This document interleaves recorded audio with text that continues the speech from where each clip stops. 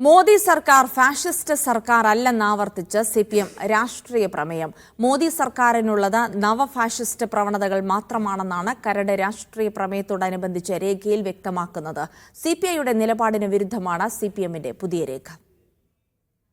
RSSന്റെ fascist agenda Modi സർക്കാർ നടപ്പാക്കുന്നുവെന്നായിരുന്നു കണ്ണൂരിൽ നടന്ന 23ാം പാർട്ടി കോൺഗ്രസിലെ രാഷ്ട്രീയ പ്രമേയത്തിൽ സിപിഎം പറഞ്ഞിരുന്നത്.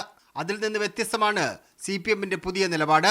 മോദി സർക്കാരിനെ ഫാസിസ്റ്റ് എന്ന് പറയാനാവില്ല, നവഫാസിസമാണ് ഇപ്പോഴുള്ളത്. മോദി ഭരണത്തിൽ രാഷ്ട്രീയ അധികാരം BJP RSS കരങ്ങളിൽ കേന്ദ്രീകരിക്കപ്പെട്ടു. നവഫാസിസ്റ്റ് സ്വഭാവം എന്നതിനർത്ഥം നവഫാസിസ്റ്റ് സർക്കാരായോ രാഷ്ട്രീയ സംവിധാനമായോ വികസിച്ചു എന്നല്ല എന്നും രേഖയിൽ പറയുന്നുണ്ട്.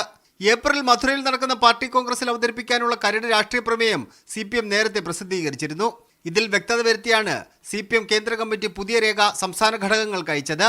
CPIയുടെയും CPI-MLന്റെയും നിലപാടിന് വിരുദ്ധമാണ് സിപിഎമ്മിന്റെ പുതിയ രേഖ. മീഡിയ 1 തിരുവനന്തപുരം.